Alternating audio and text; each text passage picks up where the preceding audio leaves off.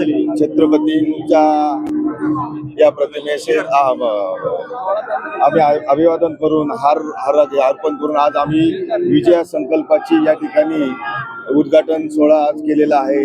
आज आपण भारतीय जनता पार्टीच्या चारही उमेदवारांच्या प्रचाराचा शुभारंभ या ठिकाणाहून करतोय। छत्रपतींना अभिवादन केलेलं आहे आम्ही आता, आणि राम मंदिरामध्ये जाऊनही राम मंदिराचं त्या ठिकाणी दर्शन करून नारळ वाढून भैरवनाथ महाराजांच्या मंदिरात जाऊन नारळ वाढून या ठिकाणी आम्ही चारही उमेदवारांना विजयी करावा अशी प्रार्थना करून या प्रचाराची या ठिकाणी सुरुवात केलेली आहे। आणि आज तुम्ही पाहत आहात एवढा जनसमुदाय हा फक्त भारतीय जनता पार्टीचा कार्यकर्ता आहे। या ठिकाणी कुणालाही पैसे देऊन किंवा कुपन देऊन या ठिकाणी बोलवलेलं नाहीये। हे सगळे फक्त एका मेसेज वरती आलेले आहे। जसं समजेल हा भारतीय जनता पार्टीचा खरा कार्यकर्ता आपल्याला या चारही बाजूने तुम्हाला पाहायला मिळत, आणि हेच कार्यकर्त्यांच्या जोरावरती आम्ही चारही नगरसेवक पदावरती जाऊ एवढा विश्वास आम्ही या ठिकाणी व्यक्त करतो।